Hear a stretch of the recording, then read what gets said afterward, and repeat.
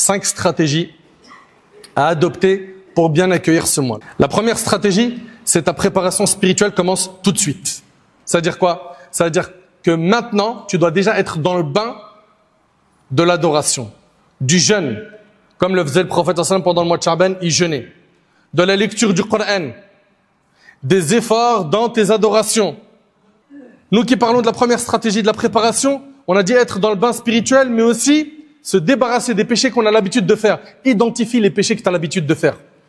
Et cible-les, fais-en tes objectifs pour les éliminer un à un. Chacun d'entre nous sait ce qu'il a l'habitude de faire comme péché.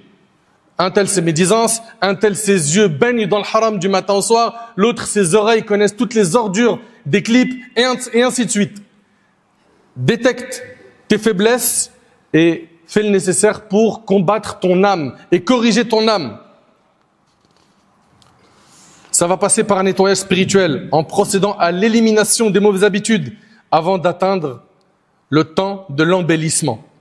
Deuxièmement, et ça c'est la deuxième stratégie, c'est le fait de délaisser certaines choses. Tu vas délaisser quoi exactement? Le prophète sallallahu alayhi wa sallam a dit, le musulman est celui dont les musulmans sont à l'abri de sa langue et sa main. Et il a dit, et l'émigrant est celui qui fuit ce qu'Allah a interdit. Donc tu vas faire le nécessaire pour t'écarter de tout ce qui détruit ta foi. Que ce soit des choses que tu regardes, que tu entends, sache que tes yeux et tes oreilles sont des fenêtres qui mènent au cœur. Surveille bien ses accès. N'écoute pas n'importe quoi. Ne regarde pas n'importe quoi. Ne perds pas ton temps. On a des gens qui dorment toute la journée. Ils se réveillent quand? Au moment du Maghrib. Et on a même vu, wallahi al-azim, des vidéos de gens qui vont rompre leur jeûne avec un joint. Et ils filment ça. Quand tu creuses, tu vois que finalement, c'est qui? C'est le petit frère. Ils font n'importe quoi. Ils se vantent de faire des péchés. Tu le vois, lui dit, moi, pendant Ramadan, bon, allez, je vais vous dire la vérité. J'ai volé les claquettes à la mosquée. Ah ouais? Bah attends, moi j'ai fait pire. Ils font des vidéos comme ça, d'humour, où ils disent des folies. Et ils sont contents d'avoir fait des péchés. Ils n'ont pas compris que Ramadan, c'est faire jeûner tous les membres du corps. Ils pensent que c'est uniquement le ventre qui jeûne. Le prophète m'a dit, il se peut qu'un jeûneur n'ait de son jeûne que la faim et la soif. C'est-à-dire, toute la récompense que tu as eue pendant ce mois, c'est juste, tu as souffert de faim et de soif, tu n'as pas eu de hasanat, tu n'as pas eu de récompense. Parce que, il n'y a que ton ventre qui a jeûné. Le reste des membres était absent.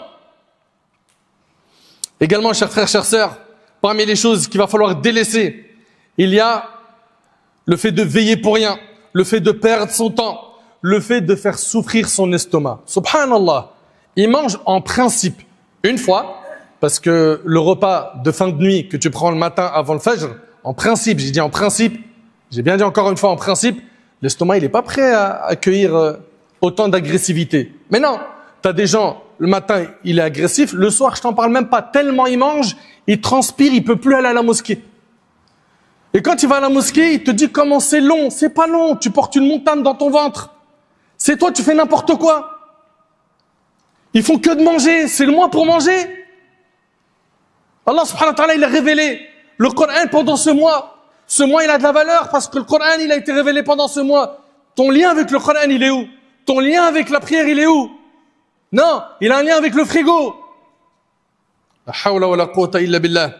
Parmi les stratégies, et c'est la troisième, c'est la stratégie des adorations. Chers frères, chères sœurs, profitons un maximum pendant ce mois pour faire des ibadat. Dès maintenant, place des bonnes intentions de faire le bien, de faire un maximum de bonnes actions. Si tu meurs avant d'atteindre le mois de Ramadan, tu auras la récompense de ces intentions, car le prophète sallam a dit, les actes ne valent que par leurs intentions. Donc dès maintenant, prépare les intentions de venir à la mosquée, de lire le Coran, de faire du dhikr, de devenir quelqu'un de meilleur, de faire beaucoup de bonnes actions, de faire des dons.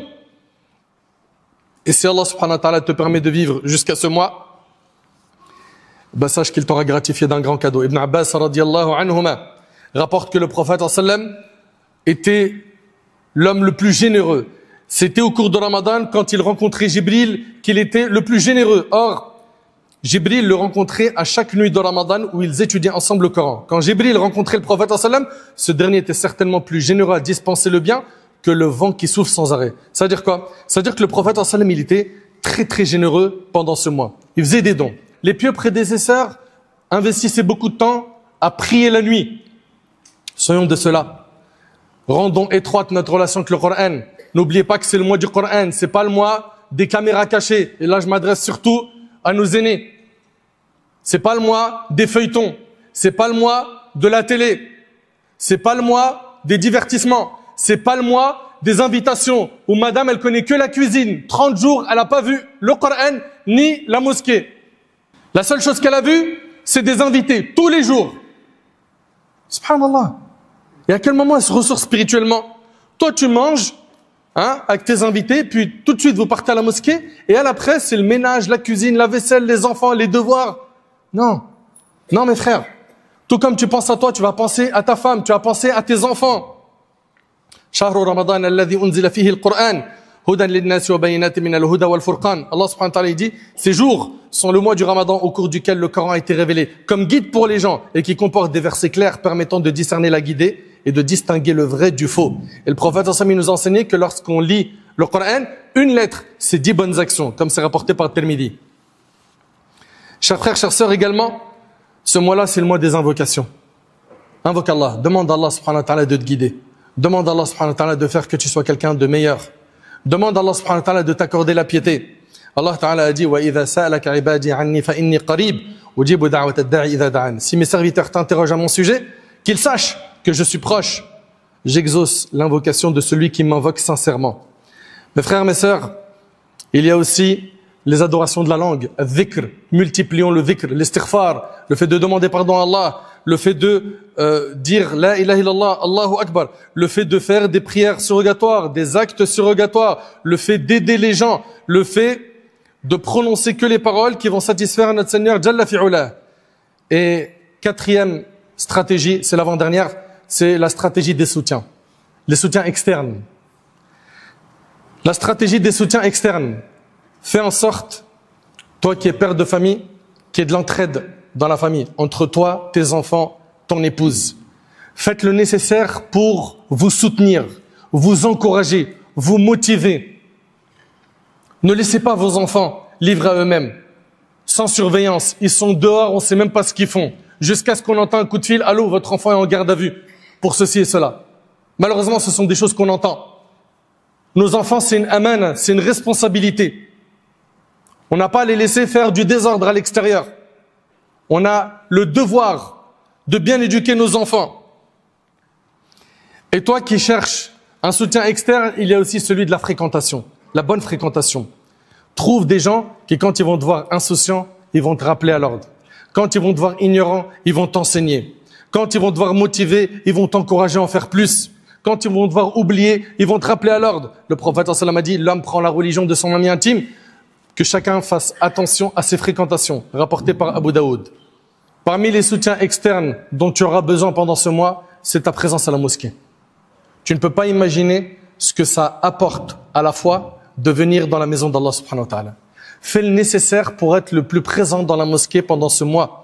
Le prophète sallallahu alayhi wa sallam a dit dans le hadith rapporté par Ahmed, celui qui sort de chez lui pour se rendre à la mosquée, chaque pas qu'il fait lui est compté comme 10 bonnes actions.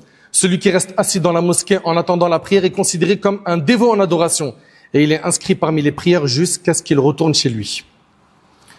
N'oublie pas aussi d'écouter des rappels. C'est hyper important. Vous qui avez l'habitude d'écouter tout, n'importe quoi, de suivre n'importe qui sur les réseaux sociaux, écoutez des rappels car ça va enrichir votre cœur.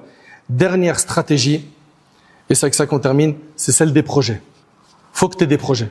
C'est quoi ton projet, toi qui rentres dans le terrain spirituel de Ramadan?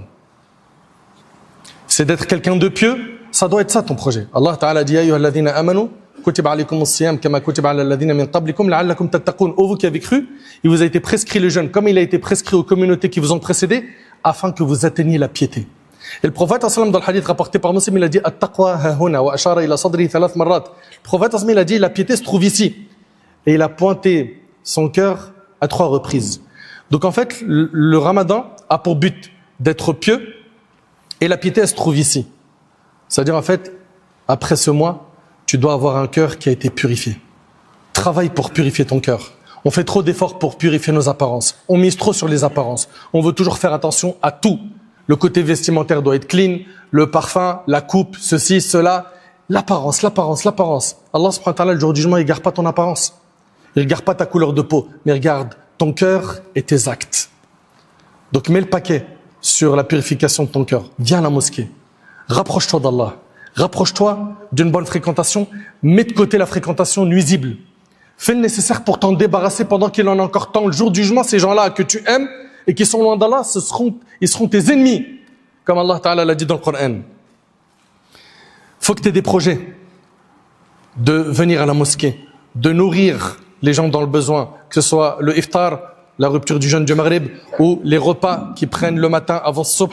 Fais le nécessaire pour aider avec ton argent, fais le nécessaire pour soulager les gens. Le prophète sallam a dit, quiconque nourrit un jeûneur pour la rupture du jeûne aura la même récompense que lui, sans que cela ne diminue en rien la récompense du jeûneur apportée par Tirmidhi.